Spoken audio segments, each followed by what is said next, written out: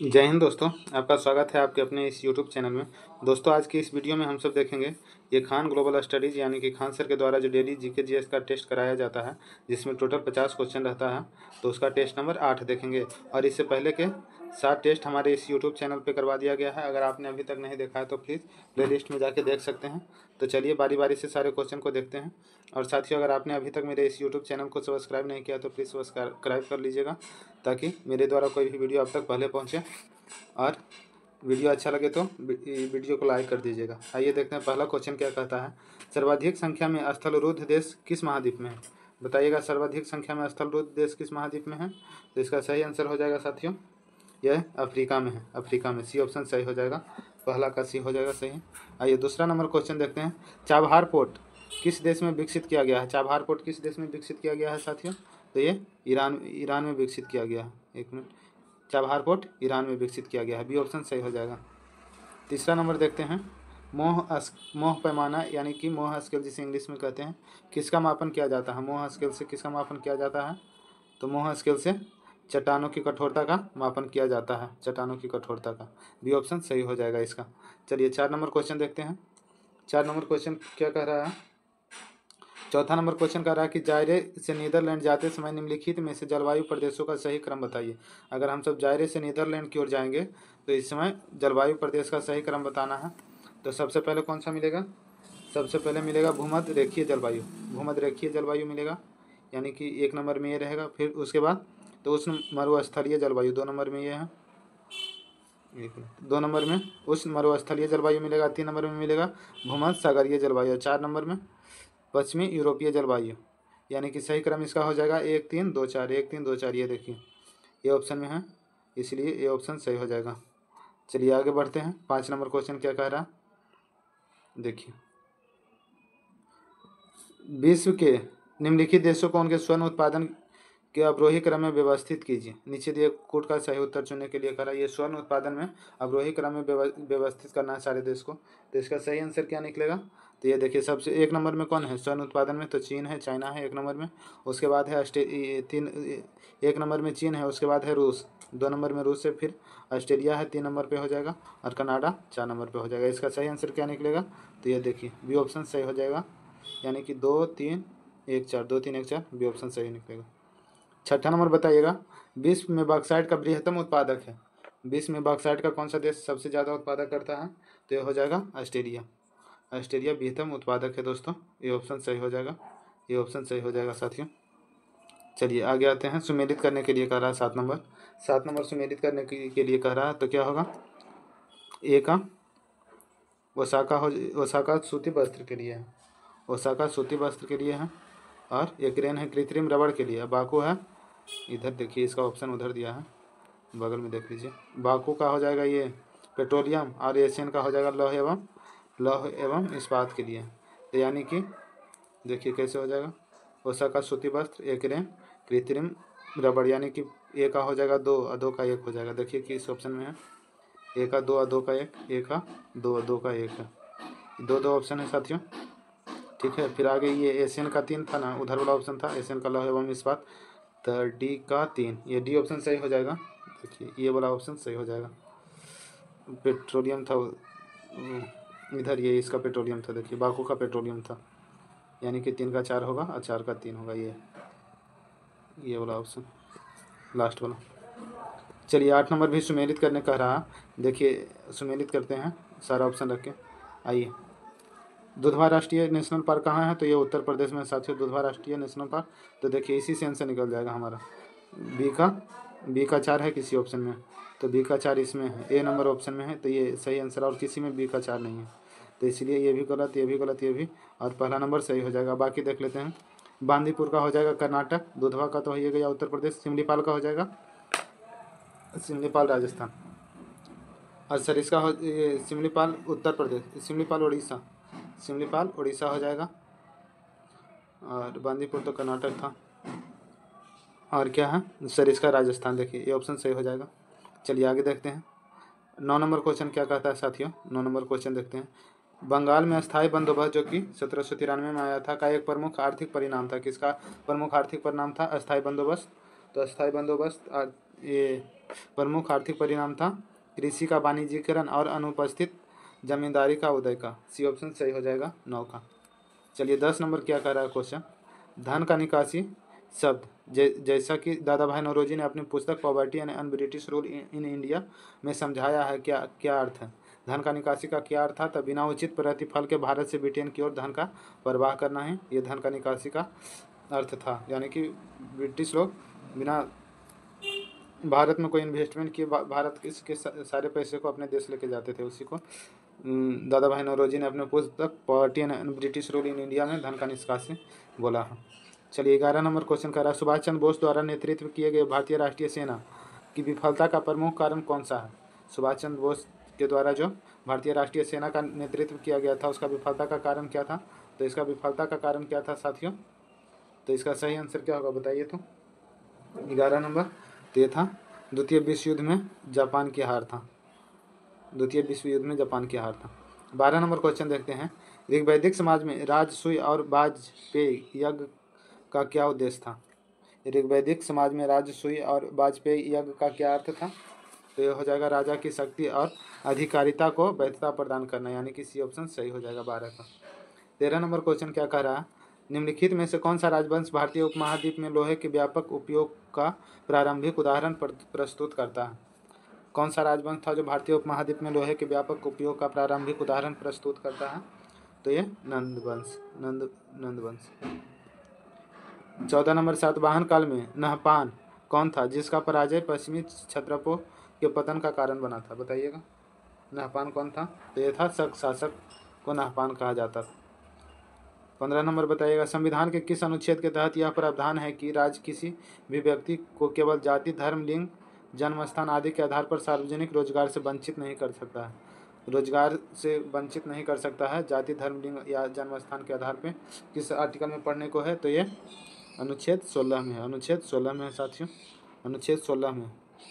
और अनुच्छेद 18 में है उपाधियों का अंत, 17 में है अस्पृश्यता का अंत और 15 में है जाति, धर्म, लिंग के आधार पर भेदभाव कोई नहीं कर सकता है, ये 15 में है।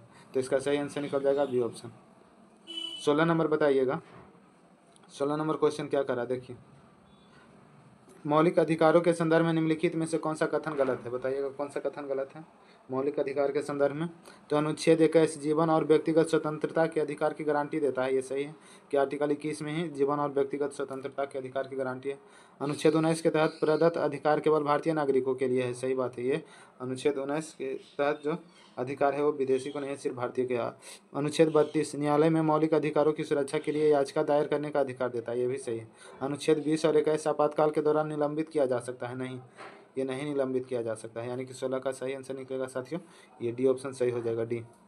चलिए आगे देखते हैं 17 नंबर क्या कह रहा है, आपातकाल की स्थिति में निम्नलिखित में से कौन सा कथन गलत है। इमरजेंसी के जब आपातकाल लगता है तो उस स्थिति में कौन सा कथन गलत है ये बताना है। गलत पूछ रहा है, सही नहीं, गलत बताना है, ठीक है। तो आइए देखते हैं, राष्ट्रीय आपातकाल अनुच्छेद 352 के तहत लागू किया जाता है, ये सही है। राष्ट्रीय आपातकाल जो है 352 के तहत ही लागू किया जा सकता है। दूसरा पॉइंट क्या है, आपातकाल की स्थिति में राष्ट्रपति मौलिक अधिकारों को निलंबित कर सकता है, ये भी सही है कि आपातकाल की स्थिति में राष्ट्रपति जो है मौलिक अधिकारों को निलंबित कर सकता है। तीसरा ऑप्शन है, आपातकाल लागू होने पर संसद की कार्यवाही निलंबित हो जाती है, नहीं, ये गलत है, संसद की कार्यवाही नहीं निलंबित होती है। फिर अगला पॉइंट है, आपातकाल की घोषणा राज्यसभा और लोकसभा दोनों की सहमति से की जाती है, ये भी सही है। सिर्फ गलत पूछ रहा था तो सी ऑप्शन ये सही हो जाएगा कि गलत है। 18 नंबर बताइएगा, भारतीय संविधान के अंतर्गत धन का केंद्रीकरण किसका उल्लंघन है। भारतीय संविधान के अंतर्गत धन का केंद्रीकरण किसका उल्लंघन करता है, किसका उल्लंघन करता है साथियों 18 का। तो उल्लंघन करता है राज्य के नीति निदेशक तत्व का, धन का केंद्रीकरण राज्य के नीति निदेशक तत्व का उल्लंघन करता है। 19 नंबर बताइएगा, देखिए 19 नंबर देखते हैं, 19 क्या कह रहा, संसद की संरचना के संदर्भ में निम्नलिखित कथनों में कौन सा कथन सही है। बताइए कौन सा कथन सही है 19 का। तो भारत की संसद राष्ट्रपति, राज्यसभा और लोकसभा से बनती है, ये सही है। भारत की संसद जो है राष्ट्रपति, लोकसभा और राज्यसभा से बनता है। तो इसके लिए हम सब ट्रिक भी जानते हैं, क्या, सरला, यानी कि स से हो गया संसद, र से राज्यसभा, अला से लोकसभा। ये संसद किस में है, कितने आर्टिकल में है, तो ये 79 आर्टिकल में है संसद पढ़ने का। और राज्यसभा कितना में है, तो 80 में है, और लोकसभा 81 में, ऐसे याद रखिएगा अगर याद नहीं है तो। चलिए अगला पॉइंट देखते हैं क्या है। दूसरा पॉइंट है कि भारत के राष्ट्रपति का प्रत्यक्ष निर्वाचन एक निर्वाचक मंडल द्वारा किया जाता है जो केवल संसद के दोनों सदनों के निर्वाचित सदस्यों से ही बनता है। ये गलत है। इसका सही आंसर पहला पूछ रहा है, सही उत्तर चुने। सही कौन है? तो पहला सिर्फ एक सही है, इसलिए केवल 1 हो जाएगा। चलिए 20 नंबर बताइएगा, इनमें से कौन सा पारिस्थितिकी तंत्र का एक अजैविक घटक है? कौन सा पारिस्थितिकी तंत्र का एक अजैविक घटक है? तो ये अजैविक घटक है किसका? मृदा का। मृदा का, ये ऑप्शन सही हो जाएगा। 21 नंबर बताइएगा, निम्न में से कौन सा पहले पोषीय स्तर पर होते हैं? पहले पोषीय स्तर पर कौन सा होते हैं? तो ये उत्पादक जो हैं पहले पोषीय स्तर पर होते हैं। डी ऑप्शन सही हो जाएगा। निम्नलिखित में से कौन सा बायोगैस का घटक नहीं है? बायोगैस का घटक कौन नहीं है दोस्तों? तो कार्बन मोनोऑक्साइड है जो बायोगैस का घटक नहीं है। साथियों, अगर अभी तक आपने मेरे इस यूट्यूब चैनल को सब्सक्राइब नहीं किया तो प्लीज़ सब्सक्राइब कर लीजिएगा। इस चैनल पे आपको डेली जीके जीएस से रिलेटेड नॉलेज, मतलब टेस्ट सेट प्रैक्टिस और ये लुसेंट का प्रैक्टिस भी कराया जाता है, तो इसलिए आप सब प्लीज़ सब्सक्राइब कर लीजिएगा चैनल को। हमें जो भोजन ग्रहण करते हैं, हम लोग जो भोजन ग्रहण करते हैं उसमें प्राप्त कुछ ऊर्जा किस में संग्रहित होती है? भोजन से जो प्राप्त ऊर्जा होती है वो किस रूप में संग्रहित होती है? तो ये ग्लाइकोजन के रूप में संग्रहित होती है। तो इसका ये ऑप्शन सही हो जाएगा। 24 नंबर बताइए, एक पंप 200 किलोग्राम जल को 50 सेकंड में 37.5 मीटर की ऊंचाई तक पहुंचाता है। यदि जी इक्वल टू 10 मीटर प्रति सेकंड स्क्वायर है तो पंप की शक्ति क्या है? बताइएगा, पंप की शक्ति क्या हो जाएगा? ये हो जाएगा 1500 वाट हो जाएगा। 1500 वाट, सी ऑप्शन सही हो जाएगा। 25 नंबर क्या कह रहा है? एक दी गई वस्तु का पृथ्वी की सतह पर द्रव्यमान m है तथा भार w है। उसी वस्तु का चंद्रमा पर द्रव्यमान m तथा भार w है, तब क्या होगा? द्रव्यमान देखिए चंद्रमा पर है या पृथ्वी पर द्रव्यमान मतलब सेम ही रहता है दोनों जगह, और ये भार है जो बदल जाता है, ठीक ना। तो इसका द्रव्यमान बराबर रहेगा और भार बराबर नहीं रहेगा। ये ऑप्शन सही निकल जाएगा 25 का। चलिए 26 का देखते हैं। चंद्रमा पे तरफ ये क्या कहता है 1/6 हो जाता है भार। आगे देखते हैं 26 नंबर। निम्न ताप पर रखी किसी वस्तु के उच्च ताप पर रखी वस्तु की ओर ऊष्मा स्वतः प्रभावित नहीं हो सकती। यह कथन क्या कहलाता है? क्या कहलाता है ये कथन? यह कथन कहलाता है ऊष्मा गति का द्वितीय नियम। ऊष्मा गतिकी का द्वितीय नियम कहलाता है। सी ऑप्शन 26 का सही हो जाएगा। 27 नंबर कठोर साबुन है। कठोर साबुन क्या है दोस्तों? तो कठोर साबुन जो है वो उच्च बसीय अम्लों के सोडियम लवण है। उच्च बसीय अम्लों के सोडियम लवण है। बी ऑप्शन सही हो जाएगा। फुल गोल्ड में गोल्ड का प्रतिशत क्या है? Full gold, duplicate gold, gold pyrites, gold का प्रतिशत मात्रा क्या होता है फुल गोल्ड में? मूर्खों का सोना। तो ये 0% होता है फुल गोल्ड में गोल्ड का मात्रा। 29 नंबर बताइएगा, निम्नलिखित में से कौन सा कथन सत्य है? पूछ रहा कौन सा कथन सही है? तो सही कथन है कोणीय वेग, संवेग, विद्युत क्षेत्र की तीव्रता सदिश राशियां हैं।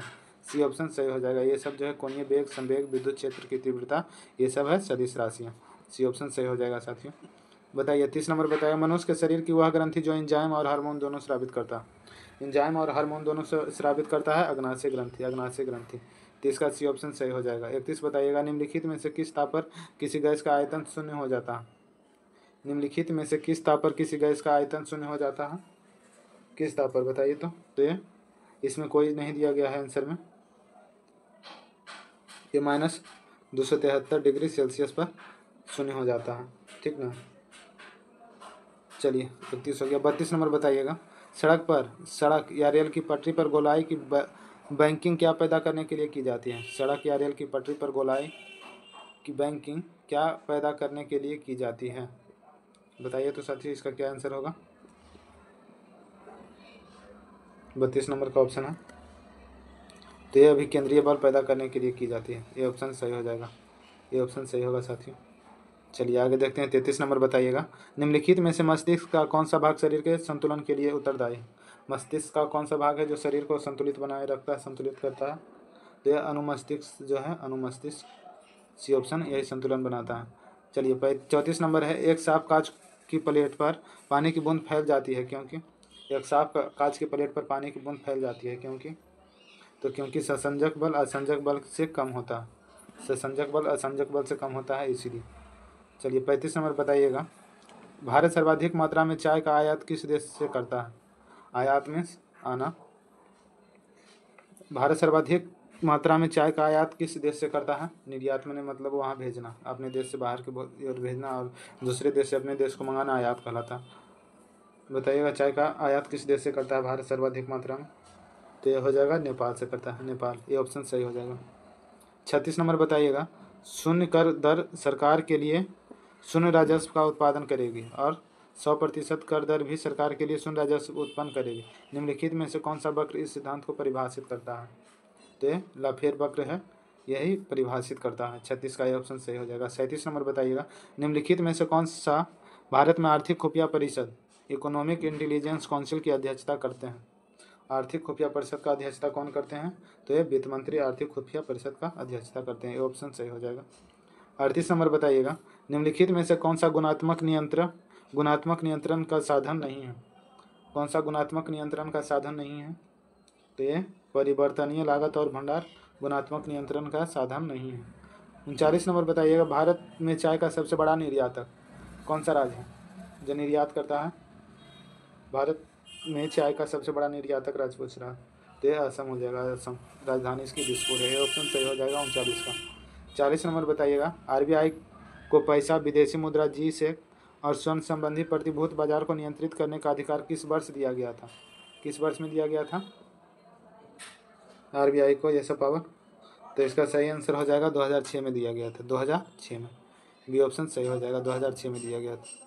अगला क्वेश्चन क्या कह रहा, 41 नंबर देखिए, हाल ही में राष्ट्रपति द्रौपदी मुर्मू को किस देश द्वारा सर्वोच्च नागरिक पुरस्कार grand call of the order से सम्मानित किया गया है? किस देश द्वारा? तो ये किया गया है तिमोर लेस्ते के द्वारा किया गया। 42 नंबर बताइएगा, 11 अगस्त को पूर्व विदेश मंत्री ने जो नटवर सिंह थे, उनका 95 वर्ष की आयु में निधन हो गया। उनकी आत्मकथा का क्या नाम था? नटवर सिंह का आत्मकथा का क्या नाम था, जो पूर्व हमारे देश के ये विदेश मंत्री थे? तो उनका आत्मकथा का नाम था one life is not enough, one life is not enough, Natwar Singh का आत्मकथा था। ए नाइस गाइज, ये किनका आत्मकथा है? तो ये राहुल द्रविड़ का है, राहुल द्रविड़। आगे क्या करा, the race of my life, ये किनका है? रेस यानी मिल्खा सिंह धाबक थे साथियों, तो उन्हीं का ये था पुस्तक आत्मकथा। एक minute, Milkha Singh, star gazing किनका था? स्टार गेजिंग था रवि शास्त्री का। चलिए आगे देखते हैं, 43 नंबर क्या कह रहा, प्रागैतिहासिक सौंदर्य, धार्मिक प्रासंगिकता और पर्यावरणीय महत्व को मूर्त रूप देना थीम के साथ विश्व हाथी दिवस किस तारीख को मनाया गया? ये जो थीम है, धार्मिक प्रासंगिकता और पर्यावरण महत्व को मूर्त रूप देना, इस थीम के साथ विश्व हाथी दिवस कब मनाया गया है? यानी कि विश्व हाथी दिवस किस डेट को मनाया जाता है साथियों? तो ये 12 अगस्त को विश्व हाथी दिवस मनाया जाता। बताइएगा 44 नंबर क्या होगा, कौन सा मिलान गलत है? गलत मिलान पूछ रहा है। तो विश्व शेर दिवस ये 10 अगस्त को मनाया जाता है, विश्व अंगदान दिवस 13 अगस्त को मनाया जाता है, विश्व हाथी दिवस भी 13 अगस्त को, अभी देखें 13 अगस्त था ना, 12 अगस्त को विश्व हाथी दिवस, विश्व अंगदान दिवस 13 अगस्त, विश्व जैव ईंधन दिवस जो है 11 अगस्त को नहीं मनाया जाता, ये गलत है, गलत पूछ रहा था। अब विभाजन विभीषिका दिवस 15 अगस्त को मनाया जाता है। तो जैव ईंधन दिवस कब मनाया जाता है दोस्तों? तो ये 10 अगस्त को, 10 अगस्त को मनाया जाता। 45 नंबर बताइएगा, Barclays private client Hurun India's most valuable family business report में शीर्ष स्थान पर कौन सा प्रभावशाली महिला है? शीर्ष स्थान पर कौन सा महिला है? तो ये हो जाएगा रोशनी नादर मल्होत्रा, ये ऑप्शन सही हो जाएगा। हाल ही में किस देश में दुनिया का सबसे पुराना कैलेंडर खोजा गया? दुनिया का सबसे पुराना कैलेंडर किस देश में खोजा गया है? तो ये खोजा गया है तुर्की में, 46 का ये हो जाएगा, तुर्की में खोजा गया। 47 नंबर बताइएगा, हाल ही में भारत श्रीलंका संयुक्त सैन्य अभ्यास मित्र शक्ति भारत और श्रीलंका का संयुक्त अभ्यास सैन्य अभ्यास तो कुछ दिन पहले हुआ था। तो कौन सा संस्करण 12 से 25 अगस्त 2024 तक के लिए शुरू हुआ है? अब ये था में हो जाएगा, बीत गया, बताइएगा। तो ये 10वां अभ्यास था।